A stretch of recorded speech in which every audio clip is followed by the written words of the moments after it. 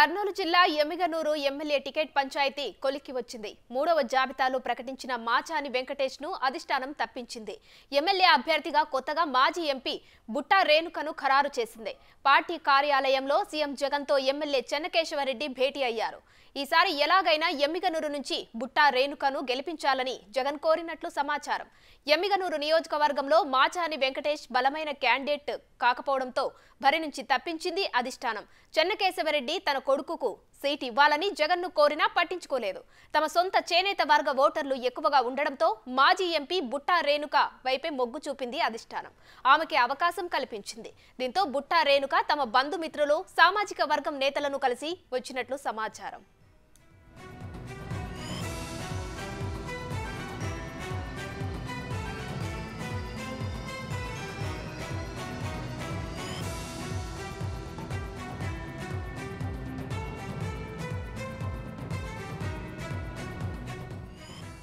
కర్నూలు జిల్లా Emmiganur MLA ticket panchayat కొలిక్కి వచ్చింది.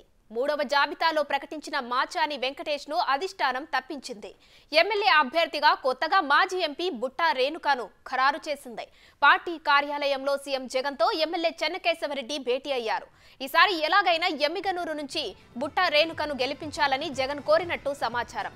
ఎమ్మిగనూరు నియోజకవర్గంలో మాచాని వెంకటేష్ బలమైన క్యాండిడేట్ కాకపోవడంతో బరి నుంచి తప్పించింది అధిష్టానం.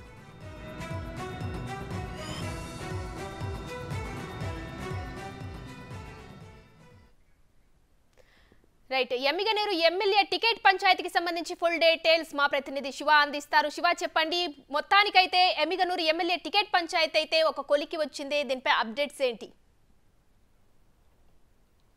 మొత్తం మీద చూసుకుంటే కర్నూలు జిల్లా పంచాయతీకి సంబంధించి కూడా ఏదైతే వైఎస్ఆర్సీపీ జాబితా విడుదల చేసిన దాంట్లో మార్పులు చేర్పులు చేస్తూ వైఎస్ఆర్సీపీ సార్ నిర్ణయం తీసుకునే పరిస్థితి కనిపిస్తుంది. ఏదైతే ఇప్పటికే వైఎస్ఆర్సీపీకి సంబంధించి కూడా 4 జాబితాలకు సంబంధించి పలు నియోజకవర్గాలపై పూర్తి స్థాయిలో సర్వేలో వ్యతిరేకత రావడం, 16 నియోజకవర్గాలకు సంబంధించి అభ్యర్థుల్ని మార్చాలని చెప్పి వైసీపీ అధిష్టానం నిర్ణయం తీసుకుంది. దానిలో భాగంగానే ఈ 16 నియోజకవర్గాలకు సంబంధించి రీసర్వే కూడా నిర్వహించారు. దానికి సంబంధించిన రిపోర్టు నిన్న మొన్న ఈరోజు కూడా పార్టీ అధిష్టానం చేరింది. దానిలో భాగంగానే కర్నూలు జిల్లాకు సంబంధించి ఎమ్మిగనూరుకు సంబంధించి కూడా ప్రస్తుతం సిట్టింగ్ ఎమ్మెల్యే చెన్నకేశవరెడ్డి ఉన్నారు. ఆయన్ని కాదని చెప్పి కూడా వెంకటేష్ అనే వ్యక్తికి ఇటీవల కాలంలో 3వ జాబితాలో అతనికి పేరు ఖరారు చేస్తూ వైసీపీ అధిష్టానం నిర్ణయం తీసుకుంది. అతనిపై స్థానికంగా ఉన్న ఏమాత్రం కూడా కార్యకర్తలకు కానీ నాయకులకు కానీ ఫీడ్బ్యాక్ సరిగ్గా లేకపోవడం, అతనైతే ఓడిపోయే అవకాశాలు ఉన్నాయని చెప్పి పార్టీ అధిష్టానానికి ఐపాక్ బృందం ద్వారా నివేదికలు వచ్చిన పరిస్థితి కనిపించింది. సో ఈ నివేదికలు బేస్ చేసుకుని కూడా మరొకసారి సర్వే నిర్వహించాలని చెప్పి జగన్మోహన్ నిర్ణయం తీసుకున్నారు. దానిలో భాగంగానే నిన్న కూడా ఆ పార్టీకి సంబంధించిన నేతలు సర్వే నిర్వహించారు. ఈ సర్వేలో కూడా తాజాగా ఆయన పట్ల కూడా మరొకసారి వ్యతిరేకత రావడంతో కూడా వైఎస్ఆర్సీపీకి సంబంధించి మాజీ ఎంపీ బుట్టా రేణుకని ఆ నియోజకవర్గానికి సంబంధించి కూడా ఇన్ఛార్జిగా నియమించాలి. రానున్న ఎన్నికల్లో ఆమె వైఎస్ఆర్సీపీకి సంబంధించి ఎమ్మిగనూరు అభ్యర్థిగా నియమిస్తూ వైసీపీ అధిష్టానం అయితే నిర్ణయం తీసుకుంది.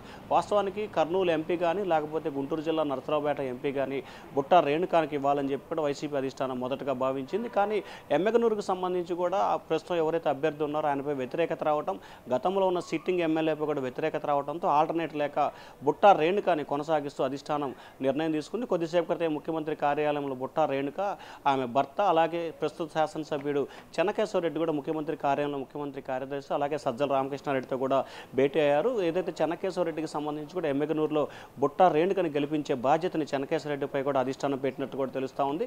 రేపటి నుంచి కూడా ఆమె గ్రౌండ్ లెవెల్లో తిరిగి పార్టీకి సంబంధించి యాక్టివ్ రోల్ పోషించబోతా ఉన్నారు ఉమశ్రీ.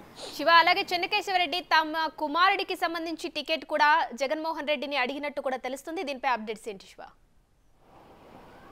అంటే ప్రధానంగా చూసుకుంటే వాస్తవానికి ఆయన కానీ ఆయన కుమారుడికి సంబంధించి కూడా టికెట్ ఇవ్వాలని చెప్పి గత కొంతకాలంగా కూడా నిర్ణయం తీసుకున్న పరిస్థితి. కానీ అధిష్టానానికి సంబంధించి ఏదైతే ఐపాక్ బృందం ఉందో ఐపాక్ బృందం నిర్వహించిన సర్వేల ఆధారం చేసుకొని సర్వేలో ఎవరికైతే గెలుపు అవకాశాలు ఉంటాయో వారిని మాత్రమే అభ్యర్థిగా ప్రకటిస్తూ వైసీపీ అధిష్టానం నిర్ణయం తీసుకుంది. ఏదైతే వైసీపీ అధిష్టానం మొదటి నుంచి చెప్తున్నట్లు కూడా ఫిబ్రవరి 9వ తేదీ వరకు కూడా సర్వేల ప్రక్రియ నిరంతరం కూడా కొనసాగుతూ ఉంది. ఎక్కడైతే ఒక చోట అభ్యర్థులకు సంబంధించి ఇన్ఛార్జీలుగా ప్రకటించామో చూసామో ఇప్పటివరకు ప్రకటించిన 58 మందికి సంబంధించి అవసరమైతే మార్పులు చేర్పులు చేయడానికి కూడా తాము వెనకాడం, వీరే ఫైనల్ కాదని చెప్పి కూడా చెప్పిన పరిస్థితి కనిపించింది. సో ఈ నేపథ్యంలోనే కొద్దిసేపు క్రితం కూడా ముఖ్యమంత్రి కార్యాలయ అధికారులతో భేటీ అయినప్పుడు కూడా ఒకవేళ సర్వేకి సంబంధించి మీకు కానీ నీ కుమారుడికి కానీ అనుకూలంగా ఉంటే ఖచ్చితంగా ఫిబ్రవరిలో ఆ అవకాశాన్ని పరిశీలిస్తానని చెప్పి కూడా ముఖ్యమంత్రి హామీ ఇచ్చినట్టు తెలుస్తోంది. ఒకవేళ ఆ సర్వేకి సంబంధించి వ్యతిరేకత వస్తే ఖచ్చితంగా రానున్న రోజుల్లో వైసీపీ సర్కార్ అధికారంలోకి వస్తే ఖచ్చితంగా న్యాయం చేస్తాను, దానికి నమ్మండి, ముఖ్యమంత్రిదే బాధ్యత అని చెప్పి కూడా కార్యాలయ పెద్దలు చెన్నకేశవరెడ్డిని ఓదార్చే ప్రయత్నం అయితే చేశారు. సో ఈ నేపథ్యంలోనే ఆయనకు సంబంధించి కూడా ఖచ్చితంగా రానున్న రోజుల్లో ఆయన కుమారుడికి కానీ ఆయనకు కానీ ఎమ్మెల్సీ స్థానం ఇస్తానని చెప్పి కూడా పార్టీ అధిష్టానం అయితే ఒక భరోసా ఇచ్చింది. అలాగే రానున్న రోజుల్లో కర్నూలు జిల్లాకు సంబంధించి పార్టీలో యాక్టివ్ రోల్ పోషించే విధంగా ఆయన కుమారుడికి కీలకమైన బాధ్యతలు అప్పగిస్తామని చెప్పి కూడా పార్టీ అధిష్టానం స్పష్టమైన హామీ ఇచ్చినట్లు కూడా తెలుస్తా ఉంది. ఉమ్మశ్రీ. Right, thank you Shiva.